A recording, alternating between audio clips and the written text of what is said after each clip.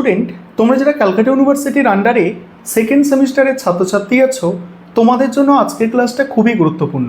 আজকের ক্লাসে তোমাদের সেকেন্ড সেমিস্টার ইএনভিএস অর্থাৎ পরিবেশবিদ্যা সাবজেক্টের ইউনিট অনুযায়ী কমপ্লিট 5 নম্বরের প্রশ্নের সাজেশন নিয়ে আলোচনা করব। এবং তোমরা যারা ইংলিশ ভার্সনের স্টুডেন্ট আছো, তোমরাও আজকের ক্লাসটা দেখো, কারণ সাজেশনটা বাংলায় যেমন থাকছে তার সঙ্গে সঙ্গে ইংলিশেও থাকছে। তবে তার আগে যে বিষয়টা তোমাদের বলার আছে বা যে বিষয়টা তোমাদের জানার আছে, যে সেকেন্ড সেমিস্টারে এই কমন ভ্যালু অ্যাডেড কোর্সের মধ্যে ইএনভিএস সাবজেক্ট পড়তে হচ্ছে, এবং আরেকটা যে সাবজেক্ট পড়তে হচ্ছে সেটা কিন্তু কনস্টিটিউশনাল ভ্যালু সাবজেক্ট নয়, কারণ সেকেন্ড সেমিস্টারে কনস্টিটিউশনাল ভ্যালু সাবজেক্ট থাকছে না। তার জায়গায় 6টা সাবজেক্ট ক্যালকাটা ইউনিভার্সিটি সাজেস্ট করেছে, যেমন Indian knowledge system, value oriented life skill education, এই ধরনের 6টা সাবজেক্ট সাজেস্ট করেছে। তার মধ্যে থেকে তোমাদের কলেজ যে কোনো একটা সাবজেক্ট তোমাদের বাছাই করে দেবে। তাহলে কি ইএনভিএস পড়তে হচ্ছে, আর ওই 6টা সাবজেক্টের মধ্যে থেকে একটা সাবজেক্ট পড়তে হচ্ছে। কনস্টিটিউশনাল ভ্যালু সেকেন্ড সেমিস্টারে থাকছে না। ক্লিয়ার বিষয়টা? এবারে তোমাদের এই সেকেন্ড সেমিস্টারে যে ইএনভিএস সাবজেক্ট, এখানে কোয়েশ্চেন প্যাটার্ন আগের সেমিস্টার অর্থাৎ প্রথম সেমিস্টারের মতোই থাকছে। 5 নম্বরের প্রশ্ন 4টে অ্যান্সার করতে হবে, 2 নম্বরের প্রশ্ন 10টা অ্যান্সার করতে হবে, এবং 1 নম্বরে 10টা এমসিকিউ। এবার কথা হচ্ছে, তোমরা জানো একবার পরীক্ষা দিয়েছো, 3টে শিফটে পরীক্ষা হয়, মর্নিং শিফট, ডে শিফট এবং ইভিনিং শিফট। সেই জায়গায় প্রশ্ন কিন্তু খুব কম করলে, 2-4টে প্রশ্ন করলে কিন্তু কমন পাওয়া যাবে না। বিশেষ করে তোমরা যারা ডে শিফটে পরীক্ষা দেবে, তোমাদের কিন্তু একটু প্রশ্ন টাফ হয়। অর্থাৎ প্রতিবারেই দেখা গেছে যে এই ডে শিফটের প্রশ্নপত্র, পরিবেশবিদ্যা সাবজেক্টের প্রশ্নপত্র এমনি ঘুরিয়ে ফিরিয়ে আসে। তবে যে সাজেশন তোমাদের দেওয়া হয়েছে, এই সাজেশন যদি তোমরা কমপ্লিট করে নাও, আশা করি তোমাদের চিন্তার কোনো বিষয় থাকবে না। আমি স্ক্রিন রেকর্ডের মাধ্যমে সাজেশনটা আলোচনা করছি, তোমরা দেখে নাও। এবার তোমরা সেকেন্ড সেমিস্টার ইএনভিএস অর্থাৎ পরিবেশবিদ্যা সাবজেক্টের সম্পূর্ণ সাজেশনটা দেখে নাও। প্রথমেই তোমাদের ইউনিট ওয়ান হচ্ছে, দেখো, পরিবেশ শিক্ষা সম্পর্কে আছে।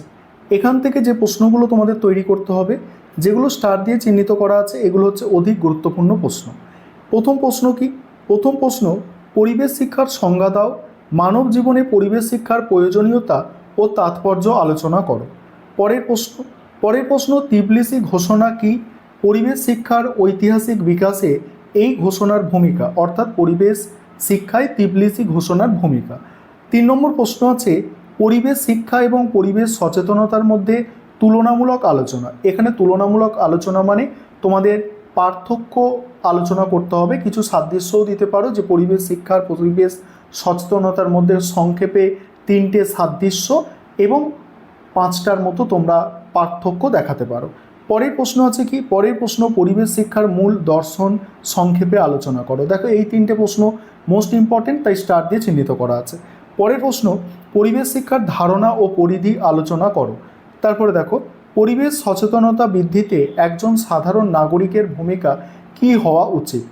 পরে ইউনিট টু থেকে দেখো, ইউনিট 2 থেকে প্রথম প্রশ্ন আছে, পরিবেশ সুরক্ষা আইন 1986 এর প্রধান বৈশিষ্ট্য উদ্দেশ্যগুলি আলোচনা করো। তারপরেই আছে বন্যপ্রাণী সুরক্ষা আইন 1972 এর প্রধান উদ্দেশ্যগুলি সংক্ষেপে আলোচনা করো। নেক্সট আছে, পরিবেশ সংক্রান্ত আইন বা নিয়মকানুন প্রয়োগের ক্ষেত্রে প্রধান সমস্যা ও ভুলগুলি কী কী। নেক্সট আছে জীববৈচিত্র্য সংরক্ষণ, জীববৈচিত্র্য আইন 2002 এর প্রধান বৈশিষ্ট্য। পরের প্রশ্ন, বায়ু দূষণ প্রতিরোধ ও নিয়ন্ত্রণ আইনের মূল লক্ষ্য উদ্দেশ্যগুলি কী কী।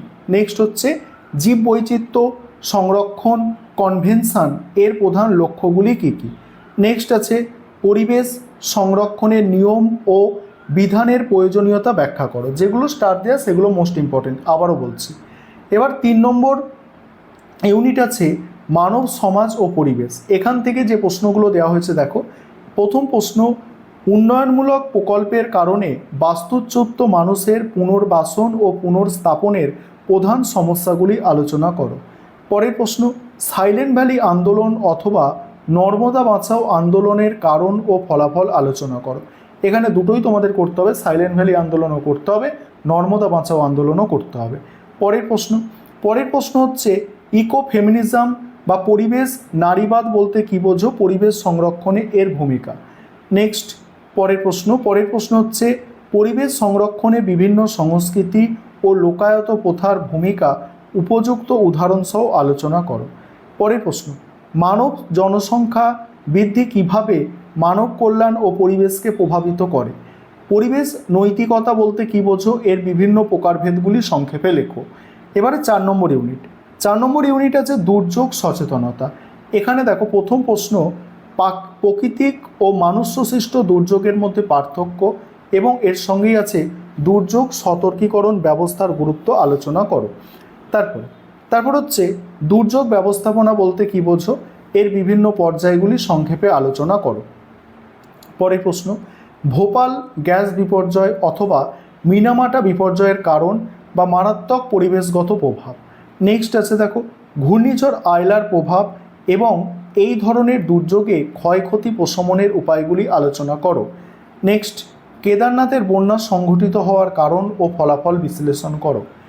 বিপদ, দুর্যোগ, ঝুঁকি, দুর্বলতার মৌলিক ধারণাগুলি স্পষ্ট করো, অর্থাৎ এগুলো কাকে বলে উদাহরণসহ লিখতে বলা হচ্ছে।